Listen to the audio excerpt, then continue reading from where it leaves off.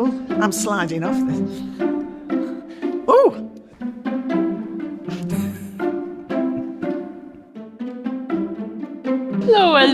Lowell foul. Oh my God, this is gonna kill me. Cut the microphone. Are there going to be things happening while we're speaking? Setting the scene. Raising the stakes. No, you want me to say my name is? This is twisting. Sorry. Okay, wow. Lol, how serious.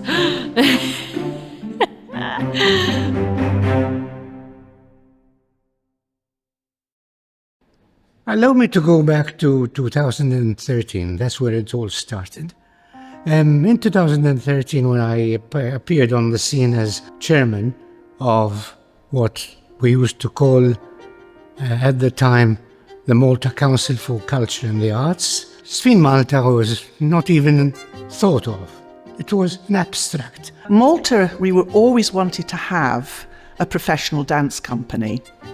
And this was such an important time, I think, in the history of dance in Malta, and a great step in the Maltese history to have our own professional dance company. So this was an important time for the dance community.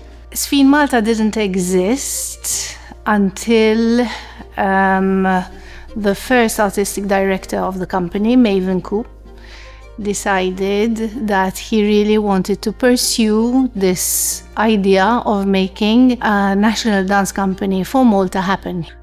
There was a sense of real support for this idea. And it was interesting because I remember very clearly presenting this very, very well, I must say, well-structured proposal for a national dance company, which, aside from highlighting what it could look like, what its proposed budget could be, what it could achieve, was also very much about what it shouldn't be. With Maven, we started sharing ideas and workshopping structures that made sense. And we found enough money within the Malta Council for Culture and the Arts then, now Arts Council Malta, and we started the ball rolling. There were two things that I remember very clearly when it was like, okay, this is happening. One was when Tony wrote the name on a piece of paper. Initially, in our first proposals, it was actually called Malta Dance Theatre, or I think it was called Dance Theatre Malta. And then we decided, no, that's not going to work, because there was something else called something similar. So eventually in the meetings, we came up with the name ﷺfinMalta. But that was after the actual allocation of money in the budget of 2013. There was a need to dream, but sometimes the problem with dreaming is as well, there's no sense of practicality and pragmatism to what is real. What are the needs for the island at that point? What is realistic from a budget perspective? And what really are the true demands of an operating dance company, a full-time dance company? We presented this to the Arts Council and the Ministry, and ﷺfinMalta was born.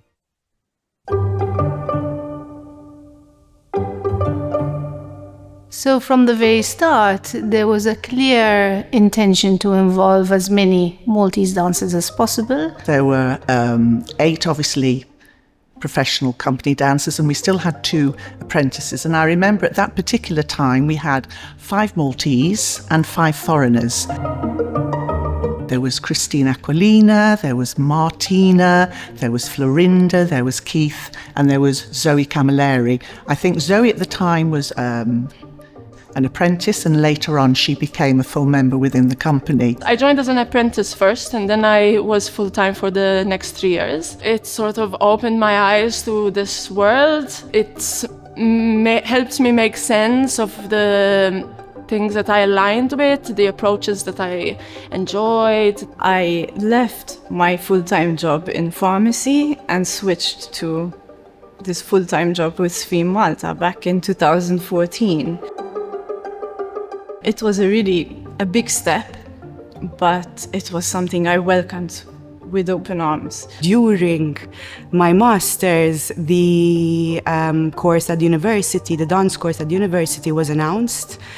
So halfway through my master's, I was already knowing that I was going to take a third degree. So I started dancing at a young age because it was offered as part of the school that I went to. And as I grew older, my aunt who makes costumes told me that there were some schools on the island which she recommended that I could go and look at. And I started training at one of them. After I graduated, the auditions for ŞfinMalta opened up. And in 2014, when the company started, I auditioned with not much expectation of getting in, and I got in, and I've been with this company since. That's the beginning of my story with ŠfinMalta.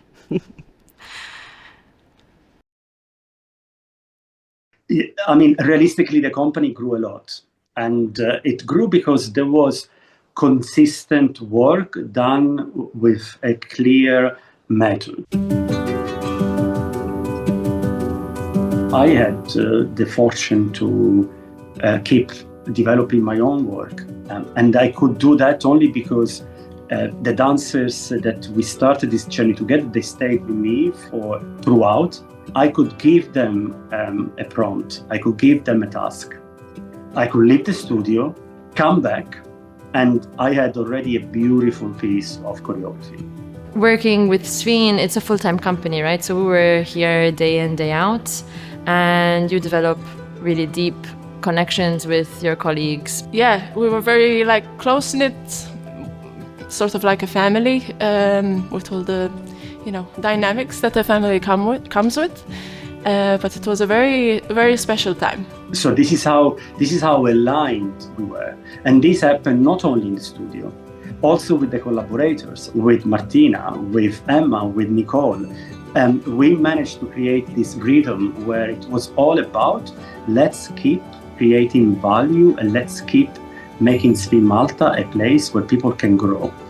I'm always consistently proud of what we do as a company. I'm incredibly proud of our dancers and their virtuosity. I'm proud of our team and our resilience and our passion. I met so many wonderful friends, inspiring friends that are doing amazing things. When you come in the office, there was always this life. So if it's the dancers coming in, if it's the admin stuff, This company has always been incredibly diverse with its repertoire and with the dancers, and I think that fosters an environment where you always have people you can learn from, so you develop at a great rate. I would say that I always learned from my colleagues. Everyone had this passion. Personally, it really helped me to develop the way with which I engage with the world. It's just opened it all up, and that's been really beneficial for me.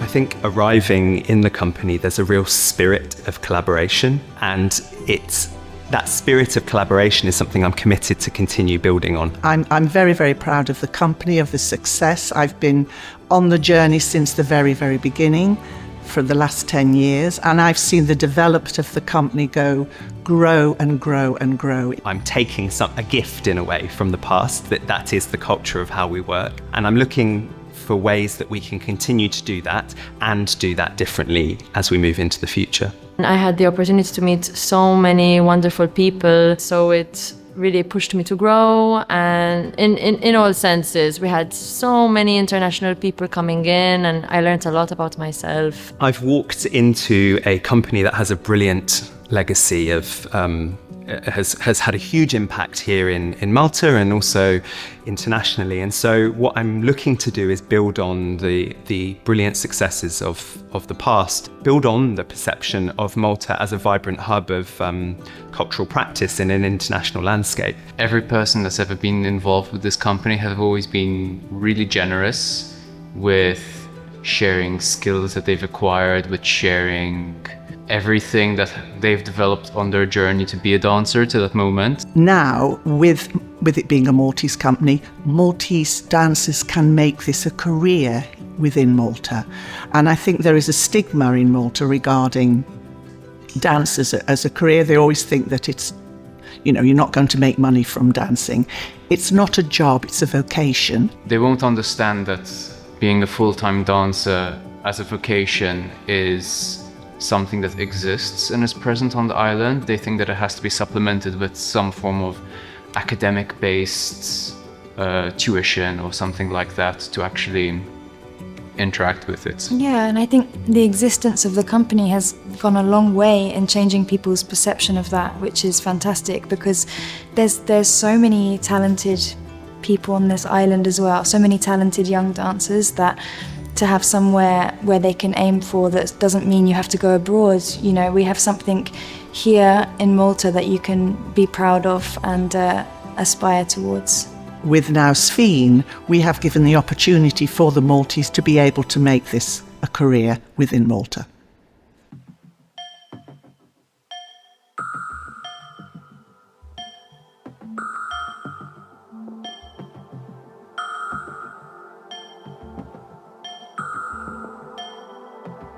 I joined in 2021 at a very crucial point when the company was preparing to become a separate legal body. I think that pushed us to really look deep into how can the company be sustainable for the years to come. I think starting a young company like this was so much about consistently balancing dreaming and practicality. So I think at the beginning there was significant interest in having obviously the company. It's something that was the dance community really wanted. But I think there was sort of mixed feelings regarding the sustainability.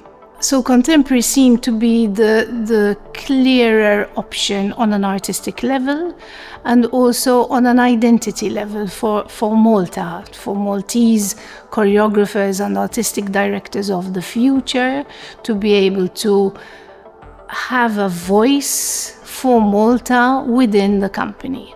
To me, contemporary dance is a world of dance where there aren't really any rules. There's a lot of freedom. There's freedom to imagine and freedom to create and freedom to make your own kind of technique, your own way of moving. I think with the contemporary scene, I think this was something that they were very keen on pursuing and helping and supporting. When a project like contemporary dance became a reality, then we needed people to come to the theatres and watch. I've learned how important it is to make sure that the audience gets an experience which is both formative and entertaining and something that they can learn something out of it. We managed to survive and attract not decent audiences, but audience big enough to convince the power that be to carry on investing enough for us to survive and carry on with the mission. It wasn't just important for us to grow ŁfinMalta as a company and have these beautiful productions, but we were conscious about the importance of it growing within the context and developing the dance industry within this local context. I think for me, the key thing was, as a dance company, what you want to ensure is that the dancers are dancing. So for me, the sense of building it as a touring company that could tour Europe or beyond was very important, so that it could increase the number of performances for dancers, number one. And number two, it was about visibility. One of my primary roles was to get the company touring, to build an international profile. ዄfinMalta has been building quite a significant international profile and touring for the past few years. Representing Malta in many different countries was a huge honor, which I never took lightly. Yeah, it was just super exciting. I want our work to be widely appreciated and seen, and because for me that's the way it's going to have the greatest cultural impact, both here and all over the world.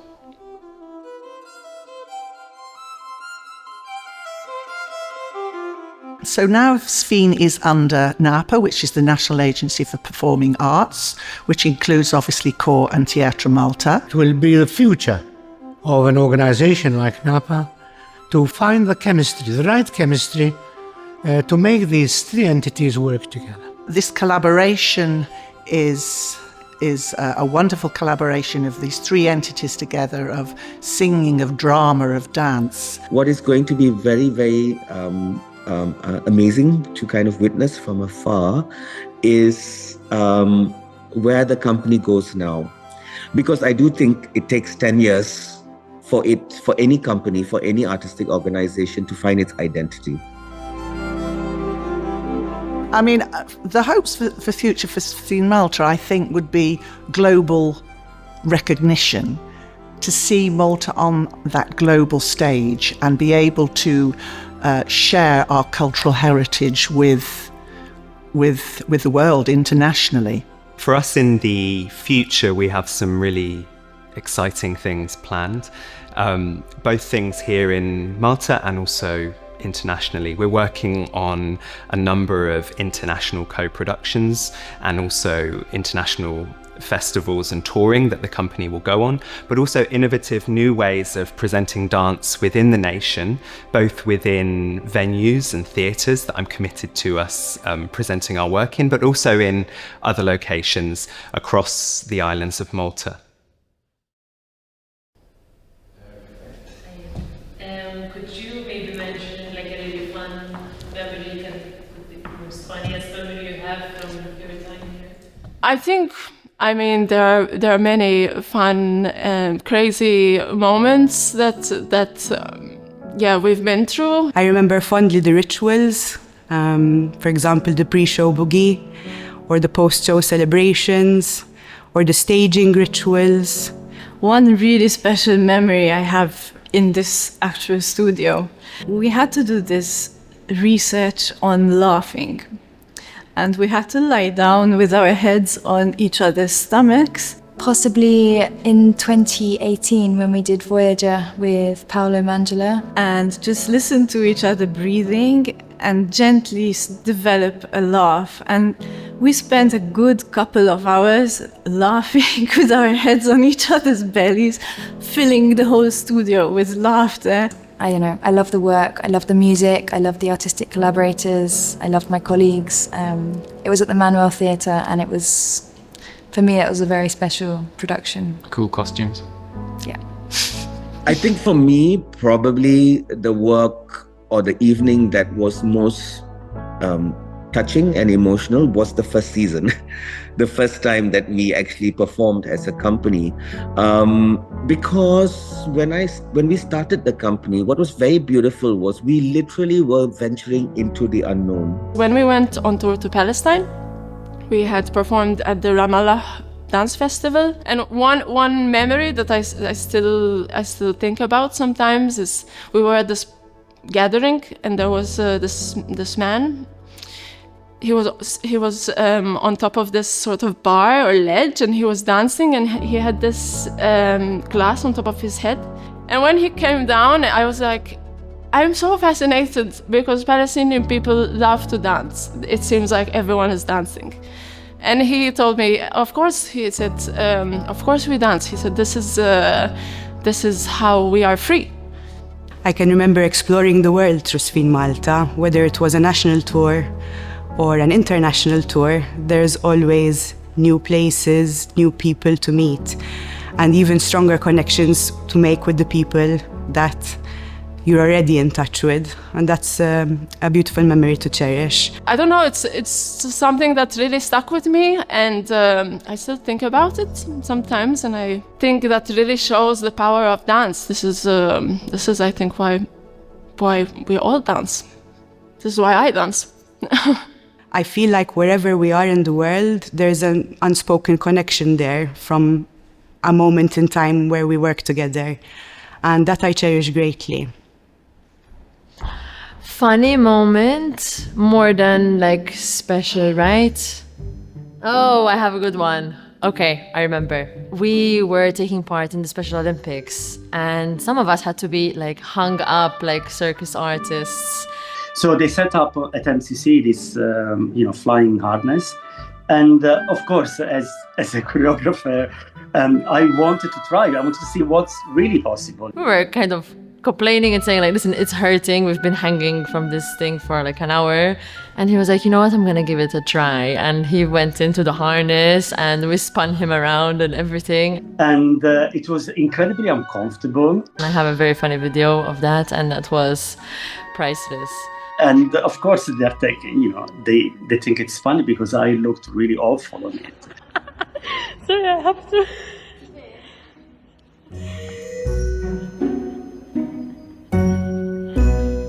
That was so funny.